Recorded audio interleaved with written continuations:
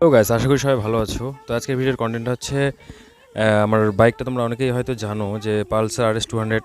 তো আজকে সেই বাইকেরই রিভিউ বা আমার সার্ভিসিং এর ডেট চলে এসছে, তাই সার্ভিসিং দেবো আর কি, 3 নাম্বার সার্ভিসিং। তো আমার বাড়ি থেকে বাজাজ শোরুম অর্থাৎ তপন বাজাজ শোরুম প্রায় 25 কিলোমিটার। তো সকাল সকাল বেরিয়ে পড়লাম। তো দেরি না করে সেই আমার ডায়লগ, আমি Bibhas, welcome to my channel biker Bibhas.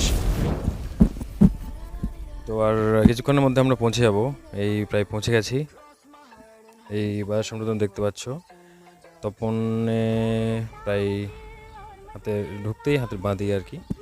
তো তুমি ওয়াশিং, দেন মোবাইলটা ড্রেন হবে, ক্যাস্ট্রলের মোবাইল আমি ঢালি আর কি নর্মালি। দেন চেন স্প্রে করে আরও সহ যেগুলো সার্ভিসিং কাজকর্ম হয় সেগুলোই করে।